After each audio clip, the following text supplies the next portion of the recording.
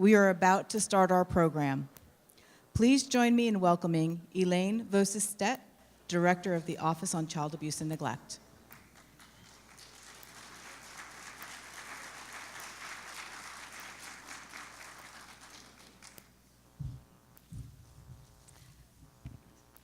Good morning, everyone. It is my great honor to welcome you to Washington, D.C. and the 20th National Conference on Child Abuse and Neglect. We know that the timing of this conference, with it being right before Labor Day and the beginning of the school year, was tough and not ideal for many of us, and we recognize that your time is valuable. So thank you for traveling to be here with us. We are delighted to have you here. I want to extend a special welcome to those of you who are joining us via live stream. Social media is a huge part of our culture, and while it can be flawed, it does provide us an opportunity to connect in different ways. And I really want to encourage those of you here with us and on stream, who are streaming live, to use the interactive features of the webcast to share your opinions, stories, as well as your questions. Download the mobile app so that you can access the presentation and handouts, and also access the conference evaluations. And in this age of social media, after all, we really want to encourage you to join us in the ongoing conversation that's going to be happening on Twitter, Facebook, and Instagram. And so with that, I'm going to role model here, and let's take a picture. And so you will see this later online. And really, I want to encourage you to take pictures, share them with your communities, and share them with your networks. The theme of the 20th National Conference is building community, building hope. And this session speaks to our deepest held beliefs and aspirations, our belief in the transformative power of communities to engage and support one another, our belief that each and every one of us as members of this society have a voice, have a story, and a role to play in improving outcomes for our nation's children and families. The belief that better is possible, that we can show growth and remarkable growth with our children and families across this country by asking tough questions, connecting with one another, using data and evaluation, as well as practice-based wisdom and evidence-based practice and policies to move the field forward. And finally, hope that by strengthening our own sense of community as a field within our own communities back home, that we can achieve incredible outcomes. Our goal in planning the 20th National Conference, well, this is our time. We want to hear from you, your experiences, your challenges, your successes, your ideas about what it takes. We want you to actively engage and connect with one another, because you all contribute to the how we address child maltreatment in this country. And in my office, I have a quote that I want to share with you that my greatest mentor, my pop, shared with me when I became a federal employee. And it's from the great Sandra Day O'Connor, and she says, "We don't accomplish anything in this world alone, and whatever happens is the result of a whole tapestry of one's life and all the weavings of individual threads from one to another that create something." I only became the director of the Office on Child Abuse and Neglect in December. While I have been working in the field of child welfare for a while, I just want to say this is my opportunity on this stage to thank all of you who've been on this journey with me. You guys are my community. We are a community.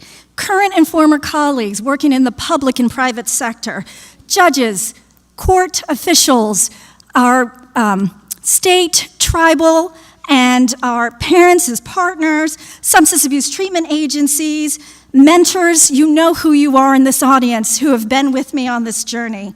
We are one tapestry, and especially to the children and families that I've had the honor and privilege of working with throughout the years. We are one tapestry, your voices, your stories, your being here and answering the call, and especially to those new voices in the field that are joining us online and in person. Your participation is shaping the future of our field. So I just want you to know that you have my unwavering support in your efforts to promote the well-being of our children's nation, the children of our nation. So before I get into some of the more nuanced aspects of logistics for the conference, I got to give my thank yous. A conference of this magnitude takes many hands and is not for the faint of heart. So I am fortunate to work with an incredible team. And first I want to ask the Office on Child Abuse and Neglect staff to please stand and be recognized. But hold your applause. I also want to recognize the Commissioner's Office staff who have also been integral in planning the conference. So you know who you are for the Commissioner's Office staff.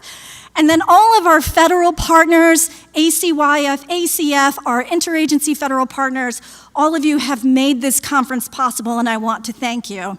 But I also want to thank my supervisor, who is Joe Bach, Deputy Associate Commissioner for the Children's Bureau, for his leadership and support. And I especially want to recognize Jean Blankenship. She has to stand. I have to say that Jean is with the Office on Child Abuse and Neglect, or OCAN, and her commitment to this conference, her determination to make this 20th National Conference both informative and inspiring to our field has been truly amazing to watch her grow into this role. And I just want to say that she has done it with grace, intelligence, and aplomb. So for that, we all thank you. Now, I got to mention our crew, because the Impact International crew, who is going to be running around the entire time, I really want to give a special thanks to Joan Sharp, who has shared with us her collective wisdom and working in the field for many years and providing programmatic guidance in the planning of the conference. I also want to thank Jean Swift for sharing her wisdom in planning national conferences over the many years. And finally, to Helene Lippy. You will see her, and she is a wizard of logistics in putting together the puzzle pieces that make up the national conference. And so with that, I now need to go through some conference logistics. Let's see here. So first, I just want to say, you'll see that here we should have had the hashtag 20th National Conference. There we go. And so on this slide, what you'll see is the icon for allowing push notifications. So far, we have close to 1,000 downloads of the conference app. You'll notice when you came through registration that we're not providing paper copies of the at-a-glance or the program booklet. So this is where you're going to be able to access that information. And we really want you to allow for push notifications, because we will be providing updates throughout the conference, and we have some really great surprises in store. You will also be able to browse through the agenda by day, by track, and by the type of session that you'd like to attend.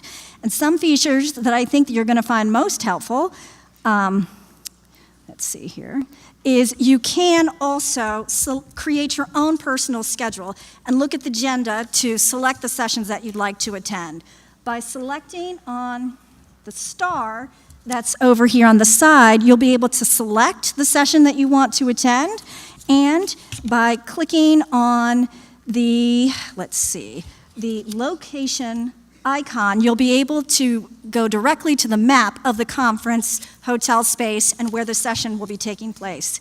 And finally, what you'll be able to do is we encourage you to use the pencil icon, because you'll be, from there, that's where you can download presentations and handouts in advance. And during the session, you can take notes and email them to yourself, which is pretty cool.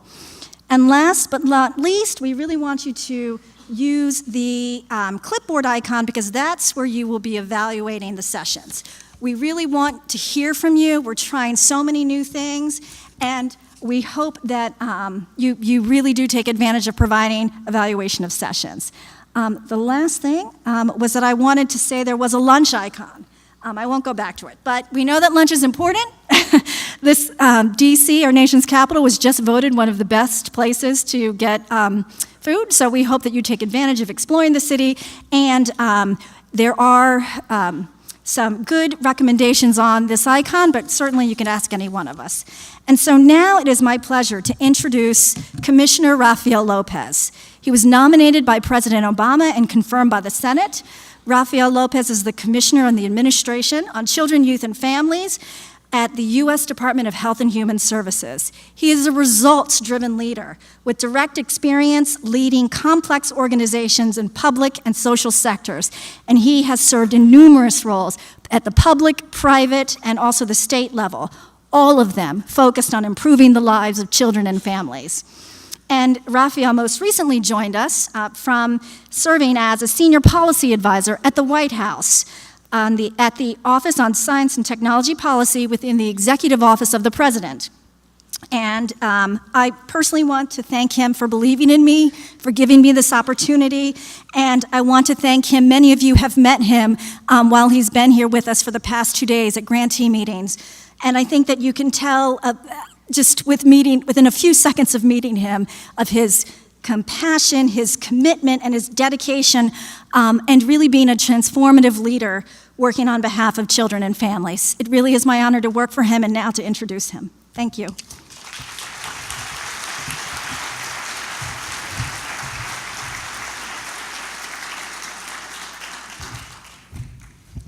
Thank you, Elaine. Good morning, everyone. Buenos dias.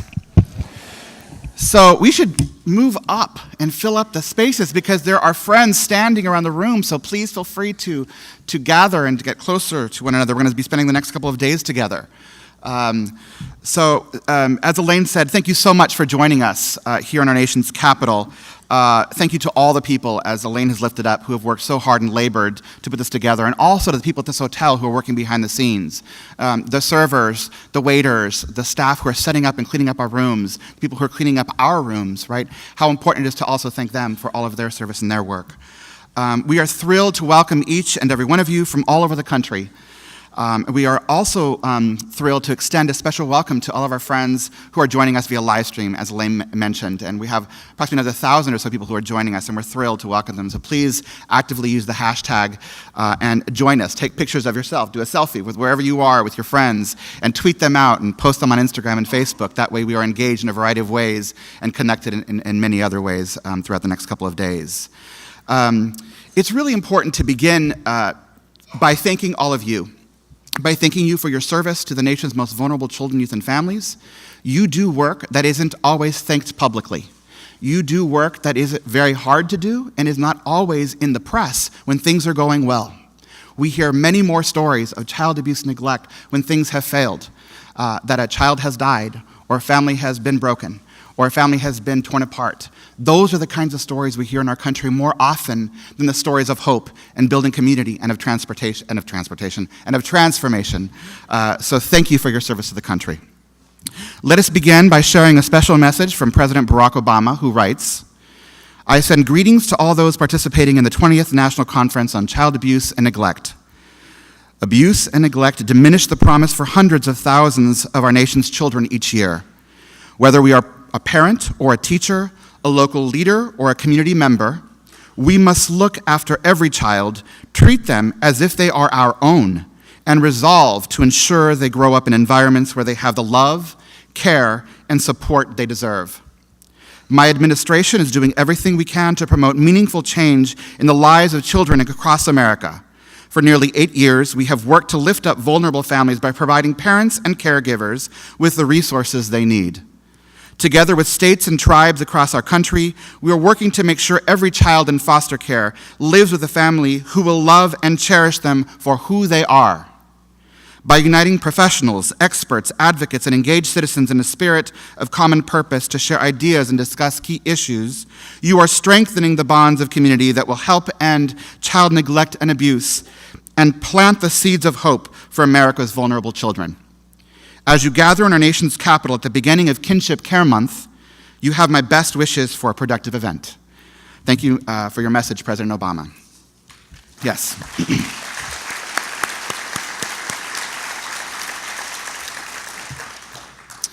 The Reverend Dr. Martin Luther King Jr. said, quote, "The arc of the moral universe is long, but it bends towards justice," end quote.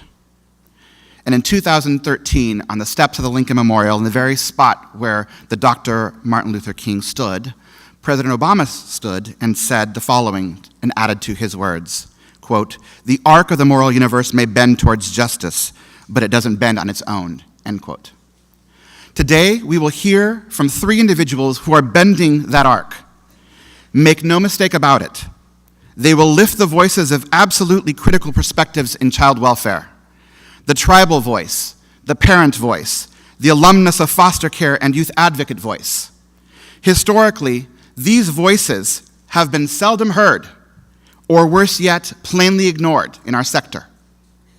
We are here today to reject any narrative that does not include all voices, especially those of parents and tribes, and without question, those of our LGBTQ brothers and sisters. We are here to reject a system that discriminates based on race, color, national origin, gender, sexual identity, and disability, implicitly and explicitly. And we are here today to reject the story of a system that cannot or will not change. Because we know in our hearts and to our core as human beings that all children and families are sacred. We are born sacred. We are born full of hope and promise and an ability to transform ourselves, our families, our neighborhoods, and our communities. Today we are going to talk about what works in the various rooms across this hotel, in master sessions, in workshops, in individual hallway conversations. We will exchange ideas about what we are doing on the ground, about lifting up what is working, what is making progress in our country on behalf of our nation's most vulnerable children and families. Today, we will continue to talk about what works and what we can all do differently tomorrow, and what we will all do to strive every single day with a different sense of urgency and action, that which we can propel forward and accelerate and catalyze in the name of the children and families in whom we work. We will hear how each of these voices are absolutely critical to ensuring a just, fully inclusive, and effective child welfare system. We will hear how each voice and the experience it brings can help move our child welfare system beyond the status quo. And we will learn how each and every one of us, no matter our role or our title, can help. Because yes, we can make a difference in every single life of every American in this country. The challenges that children and families we serve, our families, they are complex. Things like substance use disorders, mental health challenges, domestic violence, housing instability, these things often occur together.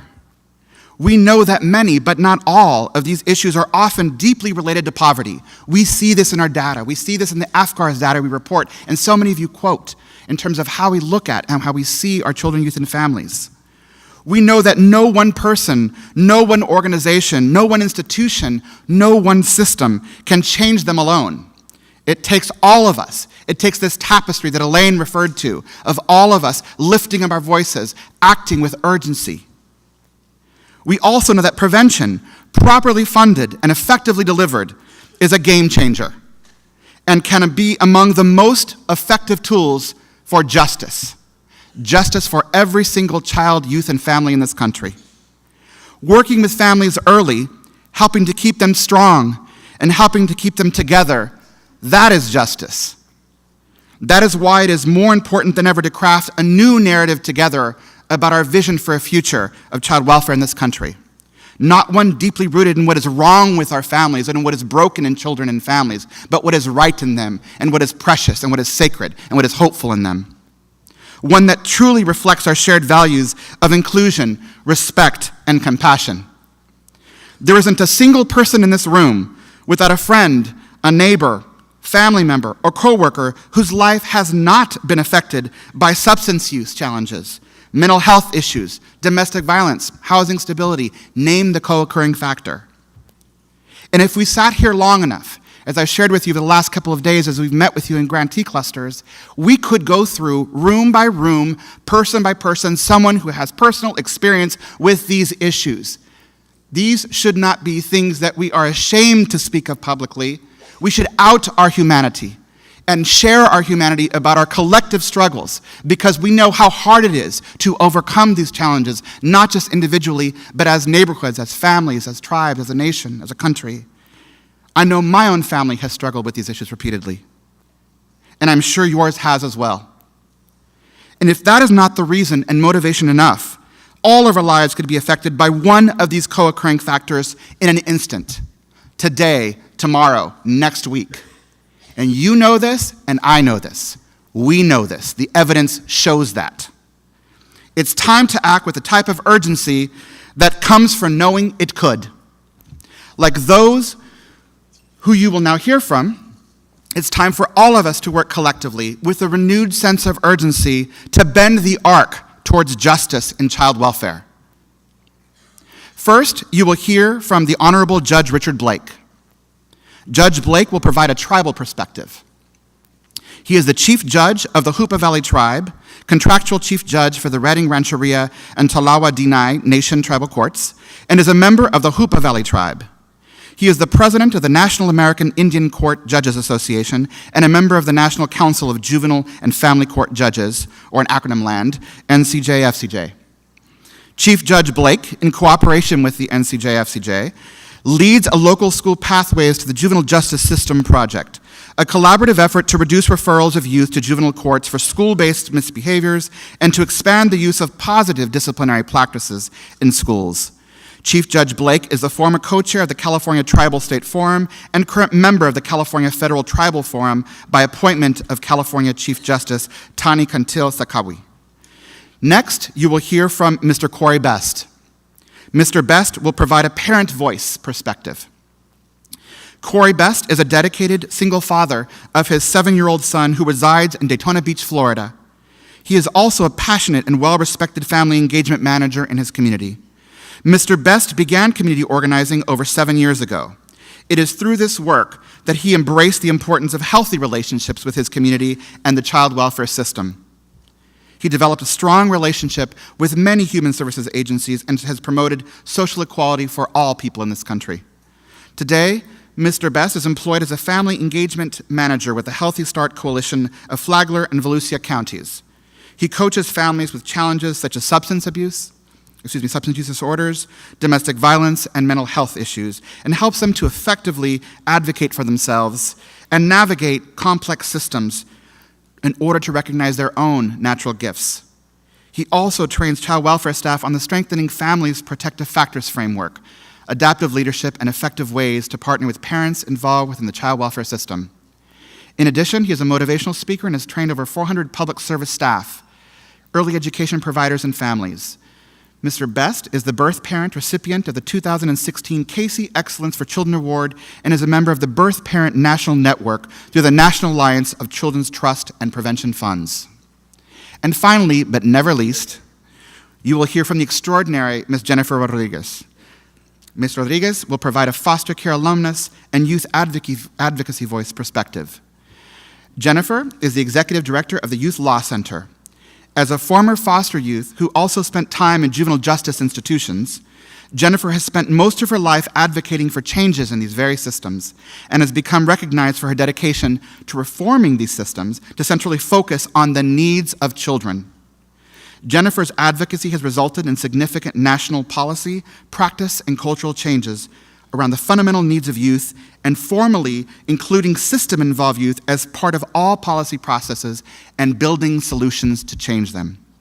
Jennifer works on both child welfare and juvenile justice projects with a special focus on ensuring children and youth involved in both systems receive the parenting necessary to heal and thrive and live in conditions that meet their developmental and emotional needs.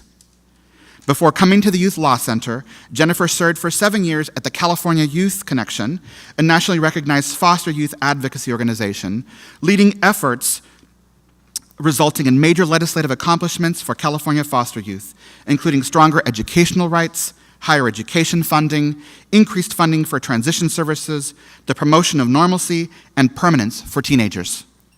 Jennifer received her GED from San Jose Job Corps in California, her bachelor's from UC Davis, and her Juris Doctorate from King Hall School of Law at UC Davis in 2004.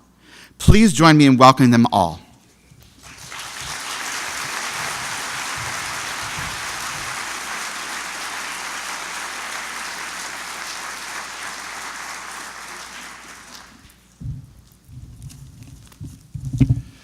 Good morning. After an introduction like that, I guess that my introduction to you is not necessary. Thank you, Commissioner López, for that warm welcome. As the Commissioner said, my name is Richard Blake. I am the Chief Judge of the Hoopa Valley Tribal Court, and I am a Hoopa tribal member. I'm here today as a president of the National American Indian Court Judges Association to provide a tribal perspective on how to bend the arc towards justice in child welfare.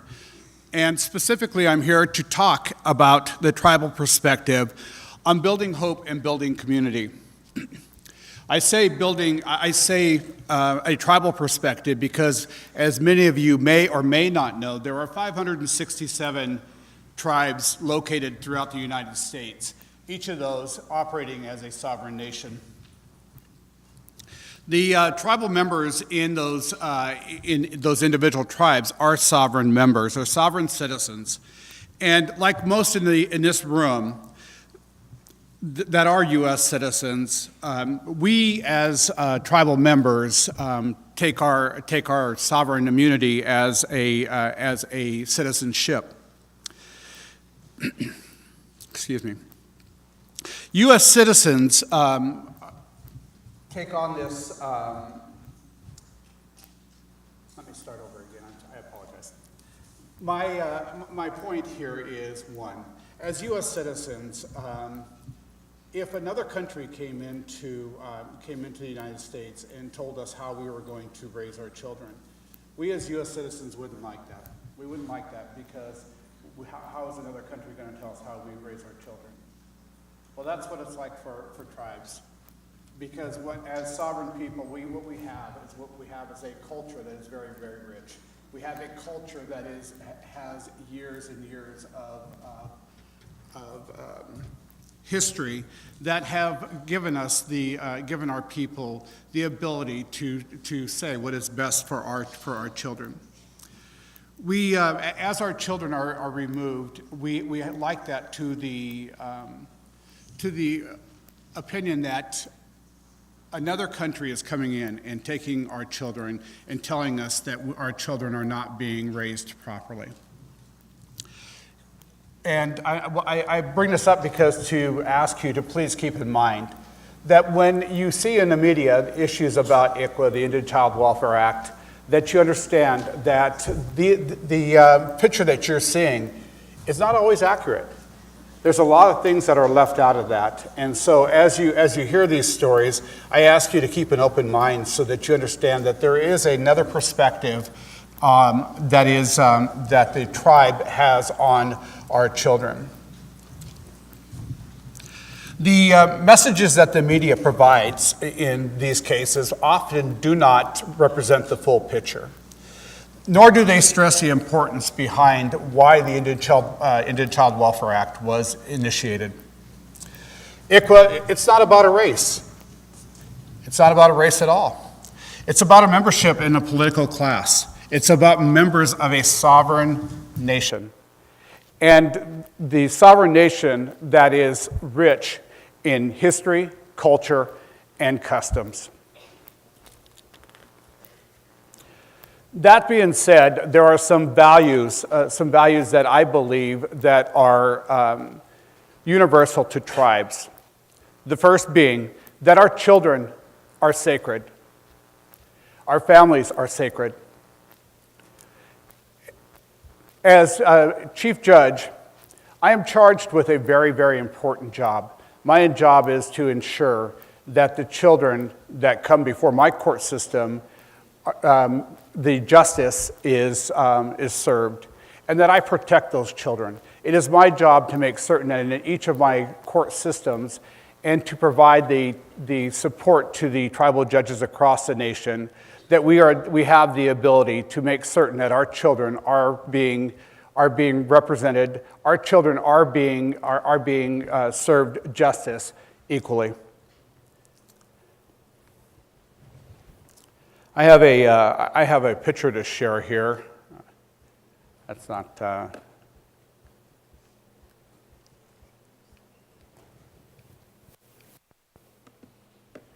right. So while that picture comes up, let me just give you a little bit of history about it.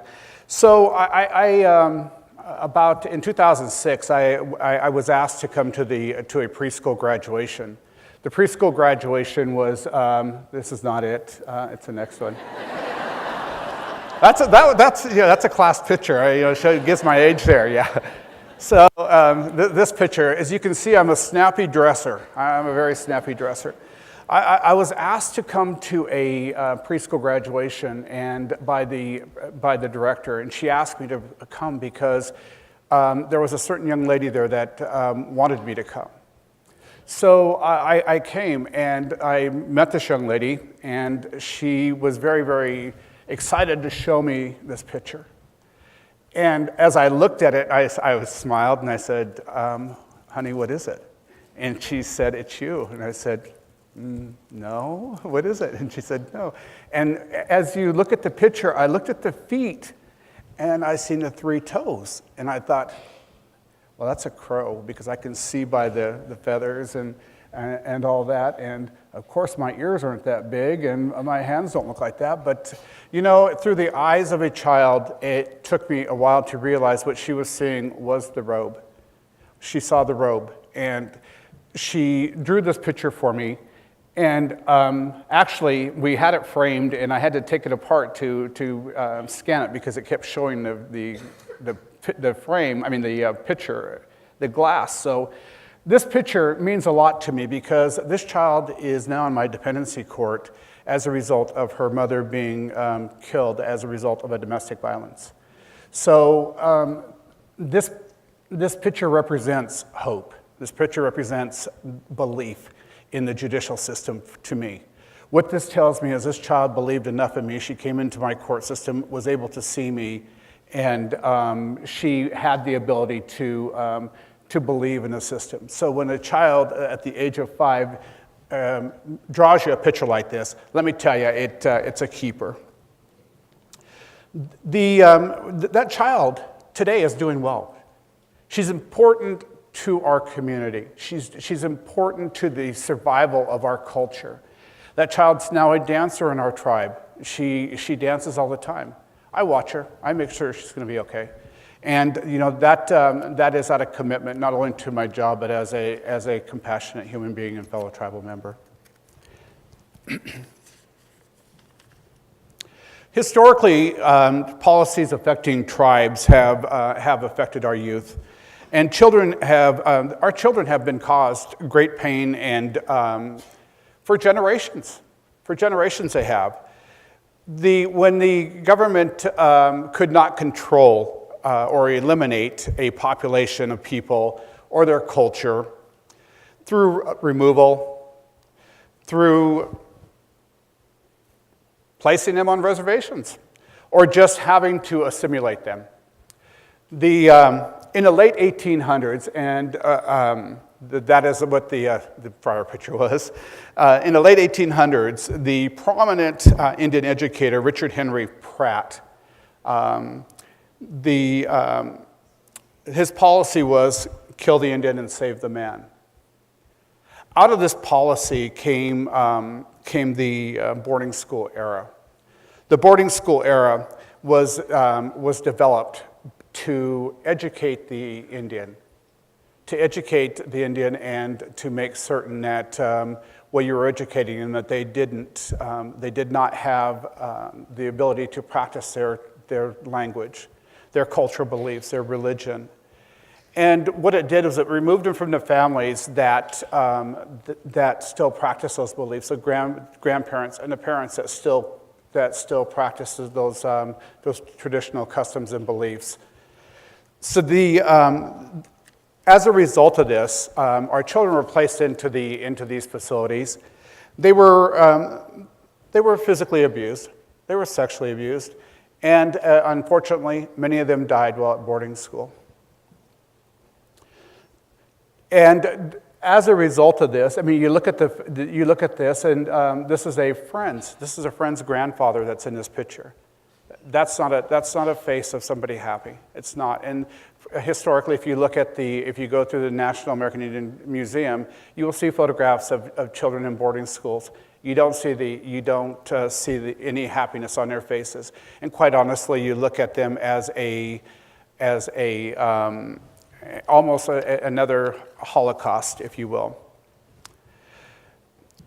As I'm running out of time, and I took too much time, I'm gonna bounce to the end of this. And in closing, one of my good friends the Honorable Cheryl Fairbanks does she teaches traditional peacekeeping. And in her traditional peacekeeping presentation, she talks about a basket. And that basket represents a tribe. And when she talks about how the weave of the basket is important, as you can see, the weave, she indicates that each of us as individuals are a part of that weave and a part of that design. And if you think about our work in the child welfare arena, your work, your input is necessary to the weave of this basket. And without all of us, this basket is incomplete and therefore ineffective. So as we work together, please remember this basket, and that as we work together, let's weave a basket of a strong design and a strong life. I appreciate your time. Thank you very much. Ready?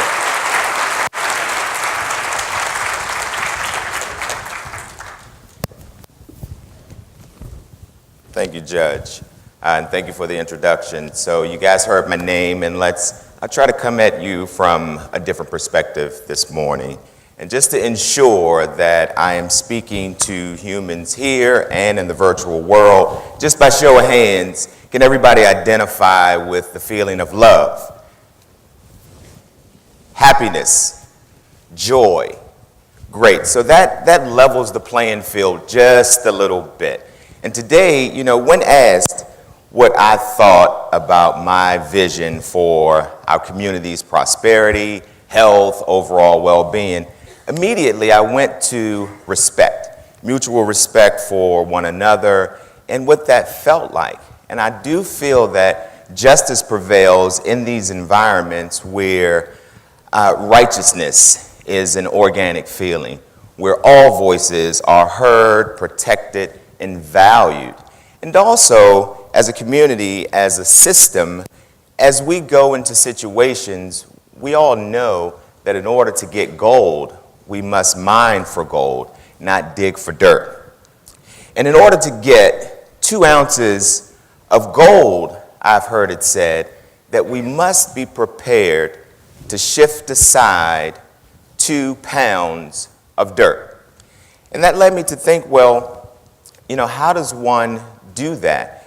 And myself, I've had to go through some personal changes to get to that mindset. But I do believe that in this space of justice, in this space of righteousness, where all voices are heard, including judicial, tribal, parents, youth, that we can shift from a space or the belief that we should only protect children and move from child protection to a community welfare, and find ways, effective ways to prevent things from happening for families and children, and how we wrap our fingers and recognize that protective factors are magical ingredients that really catapult us to our best selves. How do we do that as a community without justice? That brings me to a point where a mentor of mine, he mentioned that it's almost impossible to have a clear vision with cloudy thinking. A clear vision with cloudy thinking. And I'm saying to myself, well, I can always think that I do good work. I can always think that my outputs are wholesome and nurturing. When I realized that it took a little bit more to understand myself, and that the work began with me before I can deliver anything to my community or those that I work with, I had to do sort of an evaluation of self. And through that evaluation, I had a conversation with a dear friend, colleague, and a mentor of mine, and I'll share a little bit of that story with you guys today. But that conversation started by him telling me, Corey, you cannot always think your way into better living, but you can live your way into better thinking. For years I pondered, that is the craziest thing in the world. They say that you got to think and act, and all of these things were a little confusing to me. So I started to dig a little bit deeper into who I am, what I believed in, and with his help, he helped me understand that if I did everything courageously to understand that fear is false evidence appearing real, that I would be able to face the reality of what's in front of me, face the reality of what's in front of my community, and do everything I knew that's just and pure, that new behaviors would form. So my response to that was, it sounds like, you're talking like fake it until you make it. He says, exactly, and you're a leader now. So, it was a tough conversation to say the least, because, through this work with him, he informed me that I had to make certain tough decisions, and that in order to achieve lasting change, I must relinquish things from my belief and challenge some assumptions. That conversation happened over 3,352 days ago. And 3,353 days ago, I was in active addiction. I suffered from addiction, complex homelessness, substance abuse issues, and my life was transformed through that conversation that I had with my mentor. And I mention that story because there was a time where I thought, by being exposed to the child welfare system, from the point of entry in my case, 9 months later, my rights terminated of my now 14-year-old child while I was dressed in orange in New Orleans, Louisiana, that I was hopeless, that I was doomed, that I would never see this day today. Well, there's a picture of that guy 3,553 days ago. And today in my community, I am considered a leader. I do feel that leadership is a set of behaviors, not always a position, a title, or a badge, or those who have a little more income. And I do believe that justice prevails regardless of zip code, regardless of skin tone, regardless of one's habits or things that may be more critical than you and I. And I also know that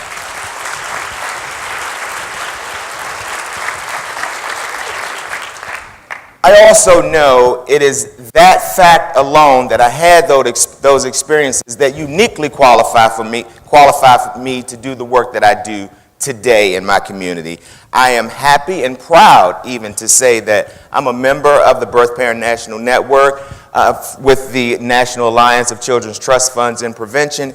And also in my community, we have a unique partnership with my community-based care organization and Healthy Start, where we have implemented, piloted, and experimented with a parent partner program. Many of you have heard exactly what a parent partner does, but I think it's critical in any prevention plan to include the voice of a peer, because one person helping another has magnificent impact on the way we do business today. In my community, I mentor families that I see them through court. I help them advocate. I become a mediator between them and the case manager.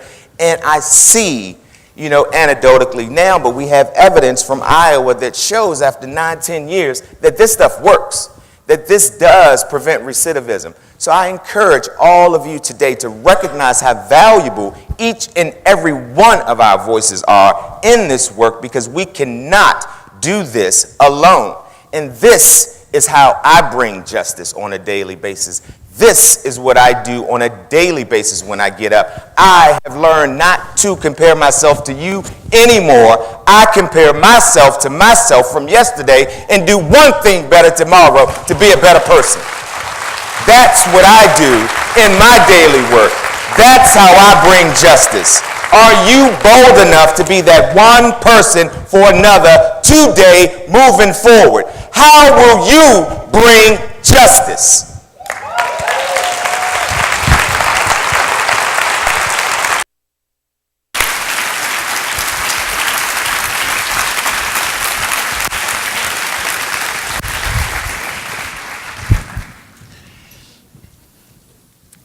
Good morning, everyone. So even though I've been involved with child welfare for most of my life, first as a child growing up in foster care, then as a former foster youth advocate, then as a lawyer, and now the executive director of the Youth Law Center, I don't think I truly understood what justice for children meant until one really defining moment for me. As a child growing up in foster care, justice for me meant fighting. It meant freedom. In the facilities where I spent most of my childhood, it meant fighting the staff people in the homes, fighting to be free of their labels on me, of their perception as somebody who was broken and damaged. It meant fighting to be free of the loneliness and the anger that I had about being in some place where I didn't have a home, I only had a bed, where I felt like nobody cared whether I existed, and where frankly I didn't want to exist anymore. That understanding of justice evolved for me once I became an advocate for other former foster youth. As a youth advocate, my definition of justice was trying to get everyone to the table, trying to make sure that young people were always heard and included in decisions that were made about their life. It involved changing our statutes and our regulations and our policies and our processes in California to incorporate what young people wanted, what young people felt like were the most important policies and procedures, which honestly were almost always ridiculously basic and simple. They never had requests that were here. They always had requests that were here. They wanted to make sure they could maintain contact with their siblings. California, we created the first Foster Youth Bill of Rights, where the first thing was the right to be treated with respect. Was creating policies and practices that ensured that as young people exited to adulthood, that they had housing, that they had access to school, that they had higher education, that they had money to support themselves. Once I became a lawyer, I was taught that justice was procedural.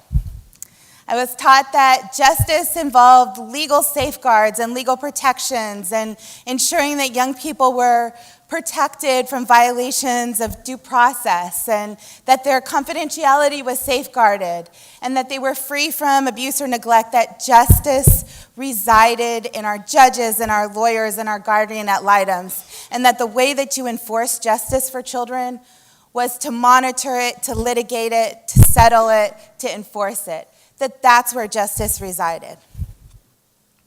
All of those things are important, but I realized none of them are justice for children.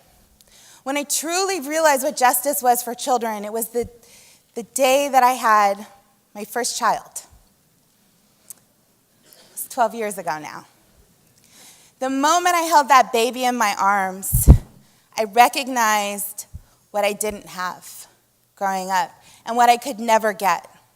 What I could never get from a statute that requires people to be respectful. What I could never get from an administrative action. What I could never, ever get from ordering people to make sure that they had youth at the table who were included in decisions about their life. When you have grown up your entire life without anybody who loves you and adores you, you cannot even imagine that that exists. And that moment that that baby got laid in my arms, I knew that was justice. Justice for children was making sure that every single one of them has somebody who loves them, adores them, is willing to parent them. Justice for children is an excellent parenting. It's in that minute-to-minute, the kisses, the hugs, the love, in the high expectations we hold for our children. It's in the fierce protectiveness of somebody who believes you are worthy and believes they will convince everybody else that you are worthy as well. It's in somebody who you never have to convince that you are more than the sum of every single bad decision and mistake you have ever made in your life. It's in justice for children is in the loving parenting that comes from somebody who believes you are sacred, who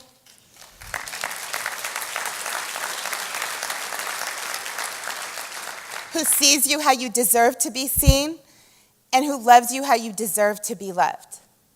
That's justice. We now know our science. It's confirmed that parenting is revolutionary.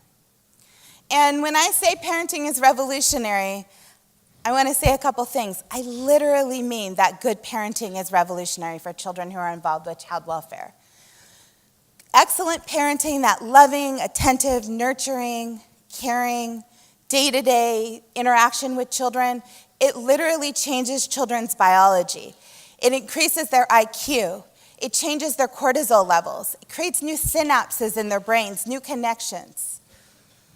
On a daily basis, it transforms children. And when I say that it's revolutionary and it's transformative, I don't just mean for the little ones. I mean for teenagers too.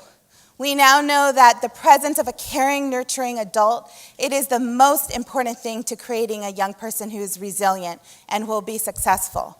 And when I say it's revolutionary, I don't just mean for children who have had a little trauma, for those children who have had the most serious traumatic experiences, for those children who have gone through things that we automatically think, well, they need to be in some therapeutic program somewhere. For them, the parenting is revolutionary as well. The second point I want to make about parenting is that we are all responsible for this. We are all responsible for making sure that children receive excellent parenting at every moment. Our policies and practices either support parenting as the most important intervention, or we act as if it doesn't exist and like a bed is adequate. In every single moment when we make decisions about a child's life and case, we're either making a decision to ensure that that child is receiving good parenting, or we're making a decision against that. Every moment that we decide to put a child in a facility rather than in a family, we're actively making a decision to not support good parenting.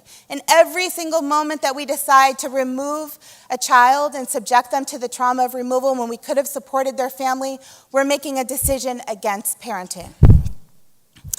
So, what would transformation look like in child welfare if we were to reorient our entire practice around this idea that nothing matters more to children than the quality of parenting they are receiving in this moment? That we're not talking about their legal status. We don't care where they live at this moment or where they're going. We're not concerned with the outcome. What we're concerned with is in this moment that they're getting the parenting and the loving and the nurturing that they deserve. Well, you might see a few things different.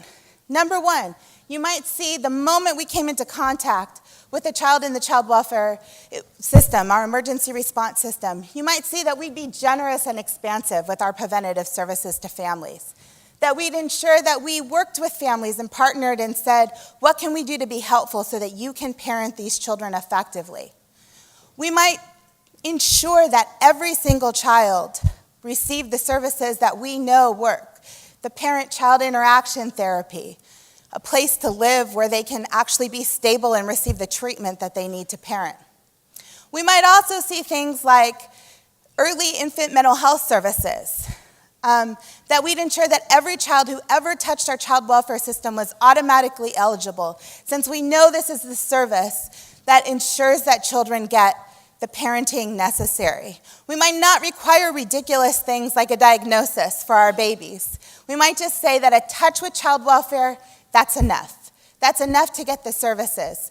So that down the line, when those children are teenagers, we're not blaming them for not getting those services early on. Even worse, later when those children become parents, so that we're not disrupting their own dream of being healthy parents and removing their children from them. The good news is that work can be done. The Youth Law Center's Quality Parenting Initiative is currently working in 56 jurisdictions in 9 states across the country with courageous and visionary child welfare leaders, families, young people, and staff people to reorient all of child welfare policy and practice around excellent parenting.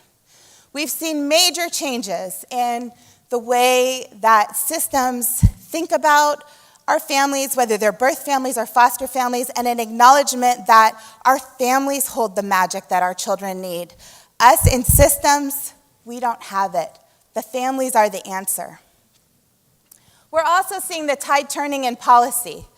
In Congress this year, we've seen a transformative policy introduced, the Families First Preventive Services Act, where for the first time we're seeing an acknowledgement that the dollars that we use for foster care would be better served opening up to actually support families and making sure that children are not unnecessarily removed, and also making sure that children aren't unnecessarily placed in congregate care. We've seen states around the country, California leading the way, start focusing in on the idea that facilities are no place for children to grow up. That, as I said, they don't have the magic to ensure that children can grow into who they were meant to be. The tide is turning.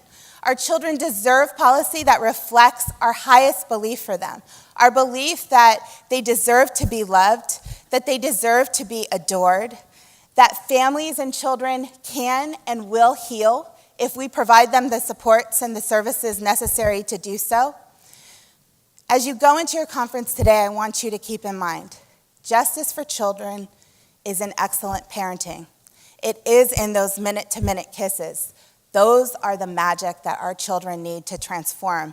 And it's all of our responsibility and our obligation to make sure that they get it. Thank you.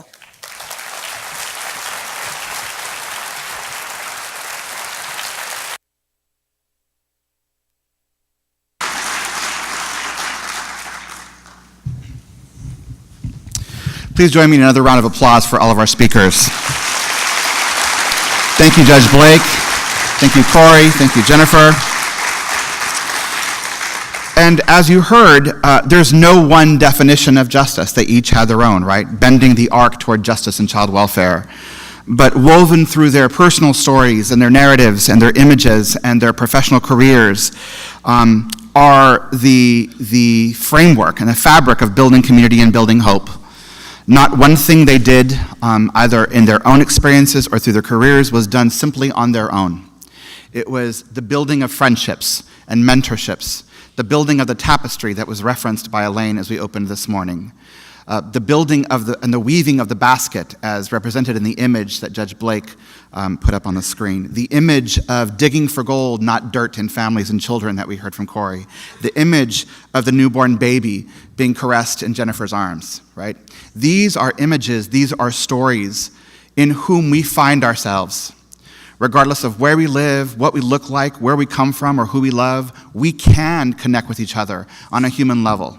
We can imagine a different way of engaging our children, youth, and families in a child welfare system that hasn't always been set up and was never constructed in the way in which we could ultimately achieve our most extraordinary vision and dreams for every one of those children, youth, and families.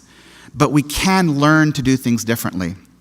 And as we imagine the rest of the day and the rest of the coming days, we want to offer you a couple of thoughts leaning into the science and leaning into the data that we know that will help us as adult gatekeepers in this very system, right? Academicians, researchers, practitioners, think tank workers, frontline social workers, directors and secretaries, gubernatorial appointees, people who run county child welfare services and city systems. We are all gatekeepers to the kinds of changes and systems reforms of which you've heard. Not one of you will agree with everything you've heard. Not one of us will agree with everyone else about the conversations we will have, both in the halls, in the bathrooms, over dinner. These are where the magic happens, right? As we know, the human interaction, the kisses, the friendships, the alliances we build. And ultimately, it will test us in new ways to imagine building hope and building community in a drastically different way and building the new narrative of which I spoke earlier. With that said, we should look to the science of people like Dr. Carol Dweck, who has offered us in the last couple of decades a different look at the notion of growth mindsets and fixed mindsets.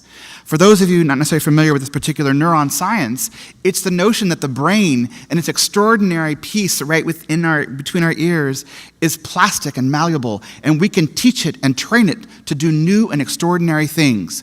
We ask our children every single day across this country in schools to think differently about how they learn. And when kids say things like, especially girls, right, who are taught, I'm not good at math, I'm bad at math, we reframe it to say, of course you're good at math. When you work harder at this, you will get better at math. You will keep working hard. When a child says, I always mess up, we often offer to that child, everyone messes up. We all make mistakes. We just work harder at doing this differently. When we say, I just can't do math, we say, I'm going to work harder. I'm going to do things differently. Or this is just too hard, whatever the work is. We might offer to that child, I will keep trying.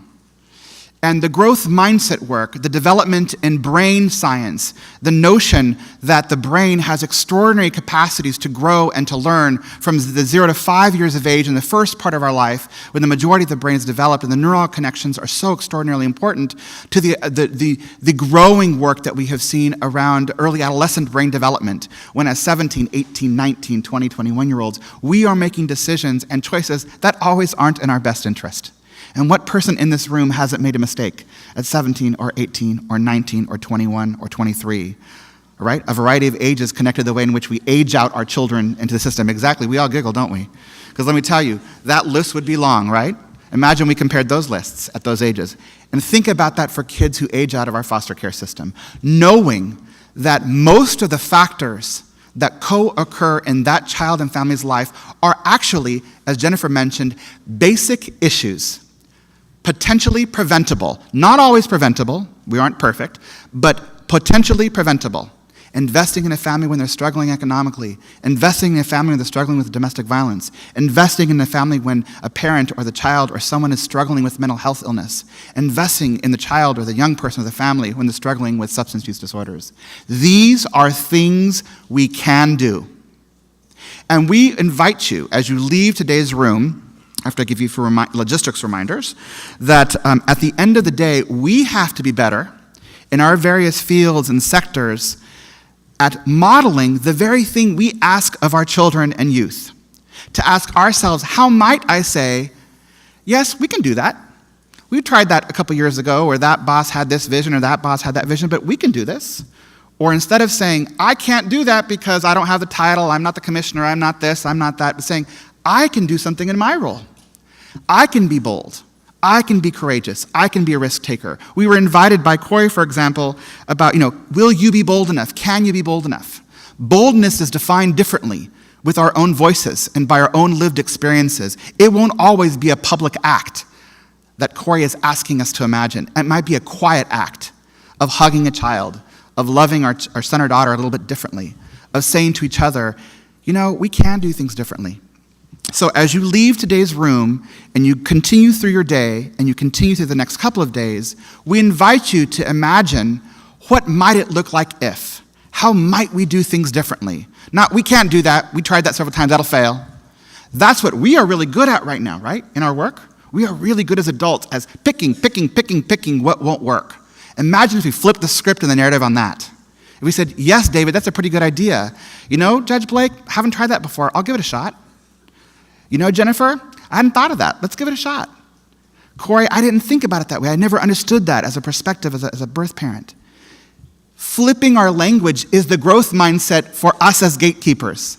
It's imagining that we can do something different, that yes, we can imagine a different way of the way in which we engage children, youth, and families so that we can in fact prevent and one day end child abuse and neglect.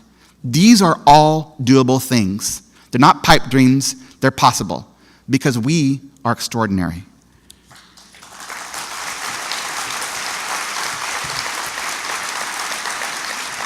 With that said, we want to offer you a couple of logistical reminders that as you go on your way.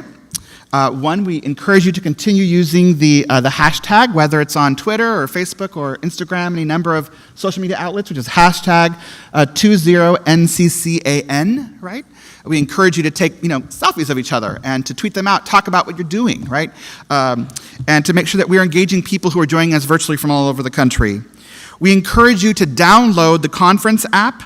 And you can do so by searching NCCAN 2016 in your iPhone, Android, or tablets. We encourage you to download that and to use it actively, right? And to give us feedback on how we can better prepare ourselves to use the tools of technology in a very different way in our field.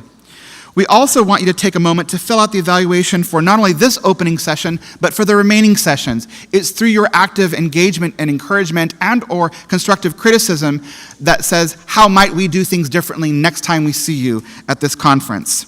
We also encourage you to do two other things. Building on this notion of bending the arc towards justice, it doesn't happen on its own. It happens by taking actual steps. So the first step you ought to consider is that by the end of today, you will introduce yourself to someone you don't know. I know that's really hard for some people, right? Especially the eyes in the room. That's really hard, who just want us all to just shut up right now, right? But eyes, you can do it. The E's, it just comes to you naturally, right? Right? We draw our energy from a different place. But one, introduce yourself to someone you just don't know. Or maybe you're a huge fan of someone and you just couldn't imagine yourself walking up and saying, oh my God, it's Stevie Steinus, yay! Okay, whatever that is, go introduce yourself. And then with that person who you do not know, you will say to that person, you know, I was inspired by this workshop, that master session, something Jennifer or the judge or Corey said, and I'm going to do X by tonight, by tomorrow, by next week. It could be as simple as I'm going to reach out to the judge in my county because I've never spoken to him about this issue and I happen to be the child welfare director in this county. Whatever the it is, how simple or however visionary it could be, introduce yourself to someone you don't know and tell them what you're going to do. And then we hereby deputize all of you to hold each other accountable for that action. And when you see each other tomorrow or on Friday, or you exchange emails or text each other, you give that person the right to say, David, did you follow up on your public action of commitment? It is these kinds of simple, basic things of which Jennifer, of which the judge, of which Corey speaks. It is bringing truth to action. It is bringing out our humanity and our shared humanity in powerful, new, and extraordinary ways, because that is who you are. That is who we are as a nation. Thank you so much for joining us for this opening plenary session. Enjoy the rest of the day.